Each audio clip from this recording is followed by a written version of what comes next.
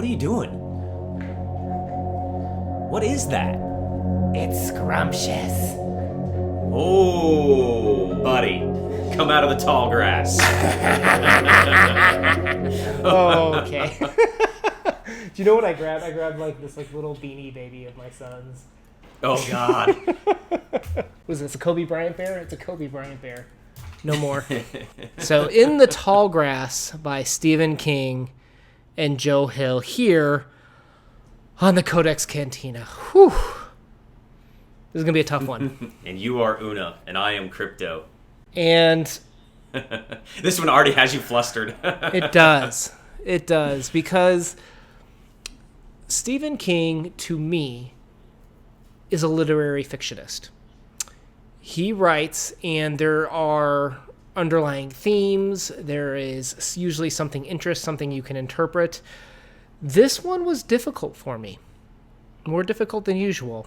I still think there was a lot of imagery. There was still a lot of religious undertones. There was still a lot of Stephen King-esqueness to it. But you could definitely feel the change from the norm. And I think that had a lot of it had to do with the fact that he's writing this with his son. And it's not just his story. Otherwise, I think it would have been very different. And definitely, this is gothic horror. Like, this is... This is way further than that. This is R and NC-17 probably when it... Yeah. And if you don't know, there is a Netflix movie coming out based on this short novel. And I think it comes out October 4th.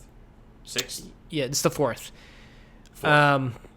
So to me, I really liked the mythical element of this. It had a very Stephen King-ish feel, even though I know Joe Hill was deeply involved as well.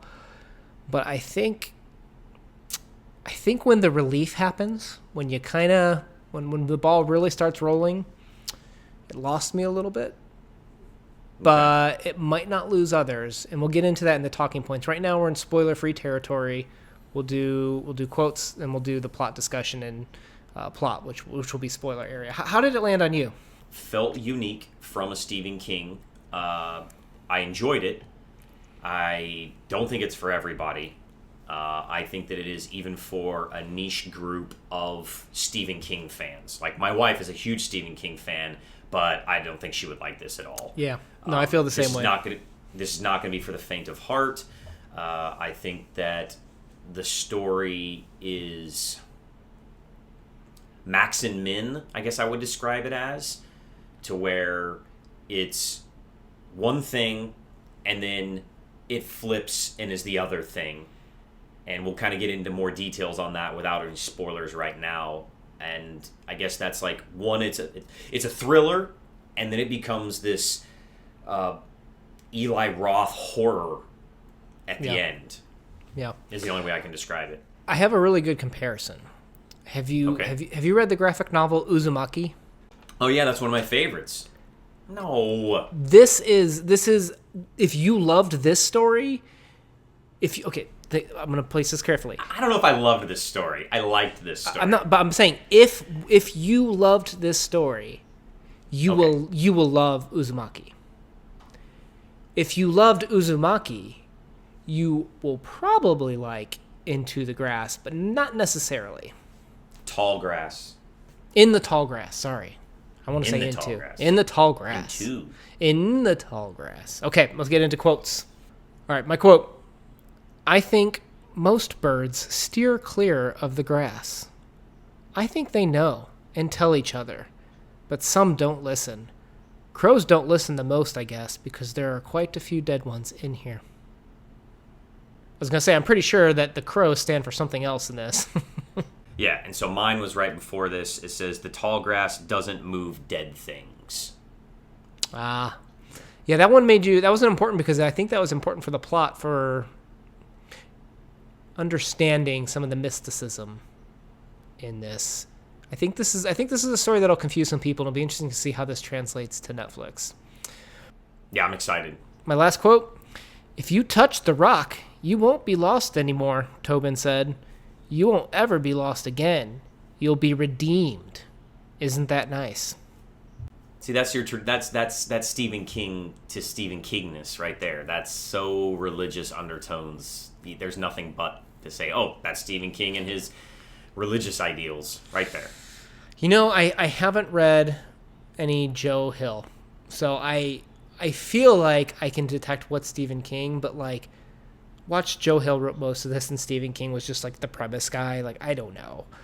I would need to read some Joe Hill, but I agree. Without knowing any Joe Hill, which is completely unfair. So an unfair statement is I also feel that I could detect the Stephen King in this. Yeah. Okay. All right, plot. Cal and Becky DeMuth are college-aged Irish twins traveling cross-country to California. Becky is 6 months pregnant and has them stop when they hear a small boy's cry for help in the grass in Kansas to help him. Something is wrong, dark, as the boy's mother tells them to turn back, but they decide to help anyways and move into the tall grass. Dun, dun, dun. They pull into the parking lot of a boarded-up The Black Rock of the Redeemer Church and enter the field. They lose cell phone service, naturally, become disoriented, and the space they travel and distance they are from each other varies as they are lost in the grass. The two become separated as the boy Tobin keeps calling for help. Cal finds a dead golden retriever's body. Soon, Becky stumbles into Ross, the father of Tobin, and sees Natalie, the mother, lying murdered on the ground. Brutally murdered. My cat's meowing at this. It's kind of creepy. I'm not going to lie. Becky is attacked by Ross, and she kills him with her house keys. Meanwhile, Cal drinks from the water, sees Tobin eating a dead crow. Tobin leads him to a large rock with a painting of white figures dancing and is drawn to touch the rock to see his sister. His sister has her baby prematurely. Cal and Tobin find the baby, wrap it up. Becky passes out. As a result of dehydration, Cal feeds something scrumptious to Becky. And salty. And salty. Becky is terrified. It's her baby. Becky touches the rock as well. A van of hippies pull up onto the grass and hear Tobin calling for help. They walk in the grass to help. And that's what's in the text. So if you were like, did I miss something? No, that's just what's in the text. So let's move into discussion. So I felt like this was two stories. And there are two authors, so maybe that's how this is. Or there's two parts, really. There's two tones. There's two tones. Okay, yeah, that's a better way to say it. There's two tones to this story. There is the thriller part up to where, with a little bit of graphicness to it, with the dead mom and the eating the crow and the dead dog, but there's really kind of this thriller of like, what's going on? Is there really a kid there? And what's causing this? Are they going to get out? Are they going to find each other? And they're jumping up and down trying to see one another. It's really this thriller, and like it kind of grabs you in the beginning. Your heart, your heart gets racing a little bit, and you're like, oh my God, is Becky going to be okay because she's pregnant? And are they going to get out in time? Are they going to find this kid? Is he real? And then I feel like it's when she finds the dad that the tone changes. Yes, absolutely. And it goes full, I don't know what you would call this. There's probably a terminology for it. It's gothic horror is what it is. But it's dark horror. And they said that they're going to be pretty true adaptation in the Netflix. They said, okay, here's the spoiler. Becky eats her own premature dead baby. And they said that's going to be in the Netflix movie. They said that is in there. And I don't know how they're going to pull that off. I will say, because that's crazy. I think most people, to your point, are going to relate to the thriller part of this book.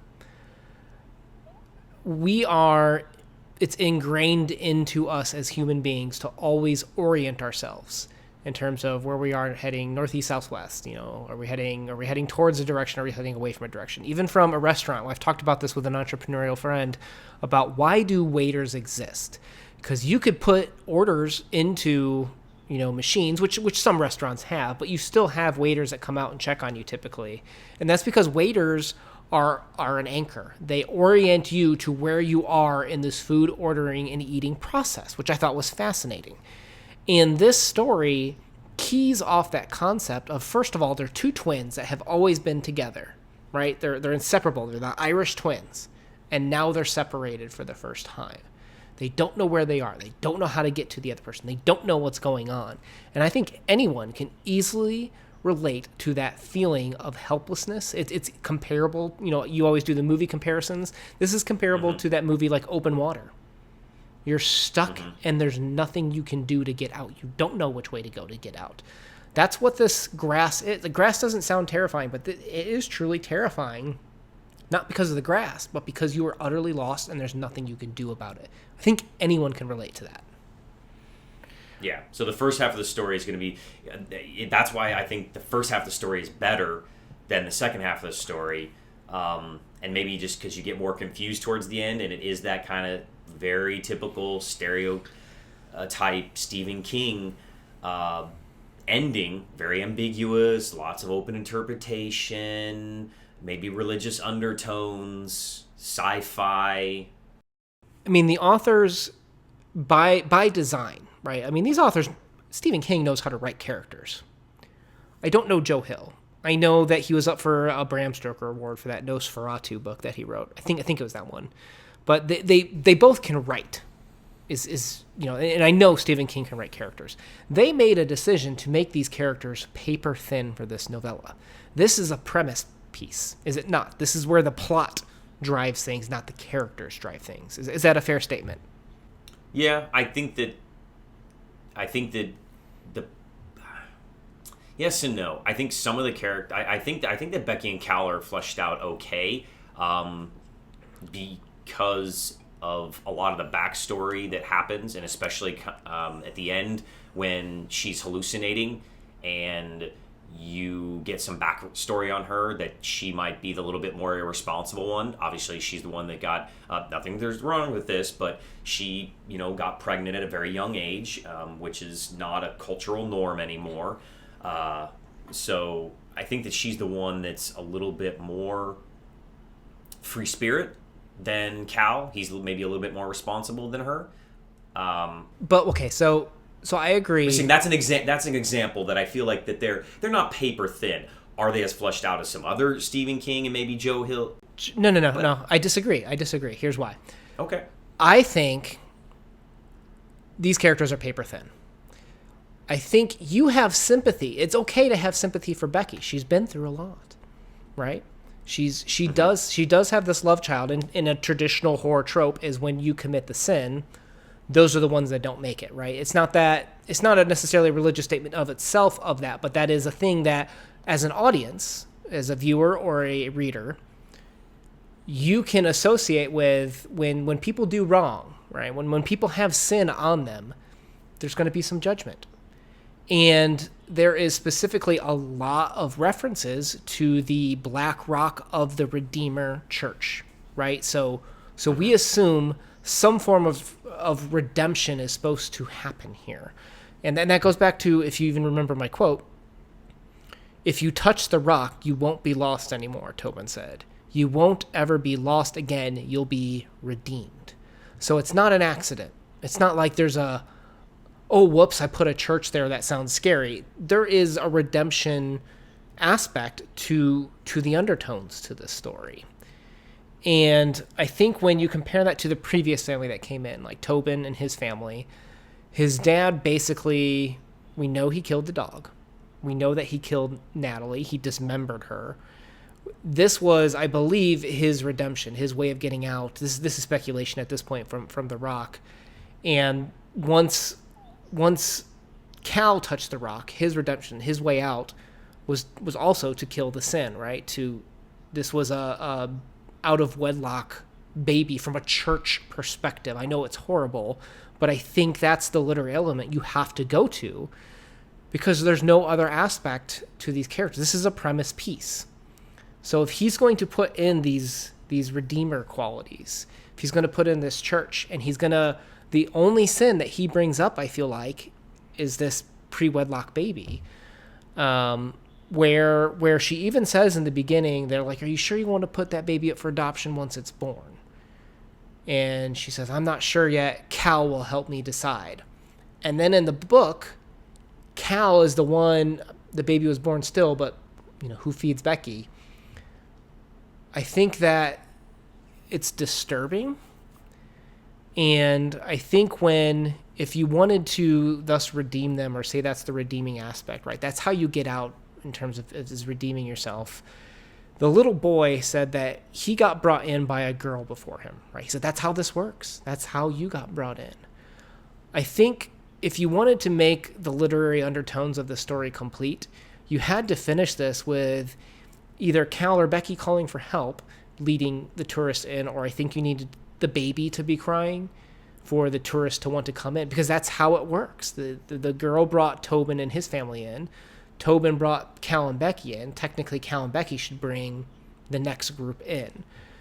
So I see. I want to stop you real quick because I think that so there's a lot to digest there, and I agree with some of your points. I think, one, let's be fair, you didn't like the ending, so I think that should be mentioned. Well, and I'm trying to say this is why, right? Yeah. Oh, I get it. I think you're right. So I think that definitely it's about kind of, again, we know that King, and he probably raised his son this way, or maybe his son came to these own conclusions. We know King is very anti-organized religion, and that the rock represents redemption and some type of religious organization, and it will do whatever it takes to bring more people in, and that it's this cyclical event of bringing the next person in to milk them for all they're worth, even their lives if it need be, to keep more fodder coming. So I get that, but I think that yes, this is more story driven than other stories that we've done. But I think the characters are. I wouldn't say they were paper thin. I would argue that, are they fully fleshed out? No.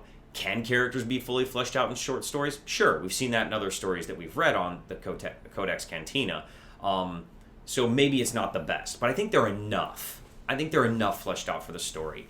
And I think the argument to the end of the story is, yes, would have been better, or felt more fulfilling, or whatever good word you want to put in there, for it to be Becky or Cal or the baby. But I would argue that maybe it's not, and it is Tobin again, is because they aren't alive anymore. So it's only Tobin now, because we don't know if Becky and Cal are alive now. So the rock is just going to use whoever's there. And Tobin touched the rock. So if you touch the rock and that brings you to the other side, you're dead. Then Tobin's dead too, though. But he's not. But they die of starvation. The rock doesn't kill you. It gives you enlightenment. It gives you nirvana. It gives you peace. It gives you hope. It gives you knowledge, and that's what a lot of times religious organizations give you. It doesn't say it kills you. You starve to death. That's why they're eating the birds and the dog and stuff, is because they have no water, they have no food, they have no resources, and they're not allowed to leave. They're trapped. And that's another thing, is like sometimes you feel like you're trapped and you can't leave this very negative relationship. And so I guess you're assuming that Becky and Cal are still alive, but maybe they're not. Or you could make the argument, too, that Tobin is a better lure than Becky and Cal, because people hear a little kid, they're more likely to maybe go help and be the good Samaritan than if they just hear some teenagers that they think they go off there and they're screwing in the woods. Let me throw another option out here. So compare this with the Welt that we've read, right? Or if you've seen Rashomon. Have you seen Rashomon? Sounds familiar, but I don't think so. That's one of the old Akira Kurosawa films. It was one of the earlier. It's where a How story. Do you spell it? Oh gosh, I think it's Roshoman. Maybe I could be wrong there, but it's where a story where something happens, and the story is told from 5 different points of view, each one contradicting, telling their own version, their own glorified, unreliable narrator, if you will, point of the story. But both the Welt ending and the Rashomon leave a lot open, where it's not closed. It's open to interpretation as to what happened, where you've got some people say that I think this is what could happen, or I think this is what this meant, and this is what happened in the situation. I think if we close this story not fully understanding whether these characters died or whether what happened with Becky's baby happened, I think that would have been stronger to leave it open to future discussions as to what we thought happened, as opposed to having a concrete answer of, hey guys, this is exactly what happened. Not why, but what happened. We get what happened. We don't totally get why. We get an idea. We get some of the underlying things. But I just feel like with too much closure on the what happened, I think it ruined some of the discussion that could have happened from this piece. Yeah. All right. Well, I get that. That's a good point. The other day we were talking about this, and I kind of tried to formulate more of my thoughts. So with this story, you have to think of it as a roundabout. You have those up north, right? Yeah, ton by my house. Yeah, okay. So I think that this story is like a roundabout, and it is circular because it's the same thing happening over and over and over again. And we just got on the roundabout, and we saw the arc of Cal and Becky's story. Mm-hmm. We got a snippet of the Smith family or whatever. I don't even know if they have the last name, but Tobin's family. Was it Ross Haas something? I don't know. We're gonna call them the Smiths. Okay. So, and then we get another little snippet, and we get the hippies, and then we get off. But we could have gone on with Tobin's family. We could have gone on with the little girl's family. We could have seen the same thing happen and all the brutality of all of those, like, what are there, like 7 hippies on the bus that go into the grass? Mm-hmm. Of what's going to happen to them, all brutally killing each other and eating one another. And then we could see the next family that is dragged into this. So I feel like there is no closure here. And it's one of those Stephen King things where you have to be okay with not being content, I guess. I would say I'm not content. Yeah. And then he did his job, because I think that's the way he writes. Yeah. And I kind of like that. I like when the bad guy wins. I like when it's open-ended. I like that. Because, like, is the Rock alive? Is it sentient? Is the Rock from another dimension? Is the Rock, evil? Or is it, I think... Is it sin itself? I mean, there's a lot. So I like that. Yeah, and I think that discussion is good. I think open-ended questions are healthy. What I struggle with is the lack of complete literary narrative in this, where he started something but it wasn't finished, but he finished the physical action without finishing the literary undertones of it. So you don't like the way it was written? No, I think the writing is fine. I think it's the fact that he started this redemption plotline, this story about sin, and he didn't close it. But he closed the physical action of this storyline, this people, and it's just like, oh, cool, it repeats itself, and that's not enough for me. You either need to, you got to pick one or the other, and that's why this didn't hit home for me. Okay. So let's do ratings. Where are you on the rating scale? So it's hard for me to rank this because I really did like it. I did like it, and it made me really excited to see the film adaptation of it, because I want to see how far they'll go with it.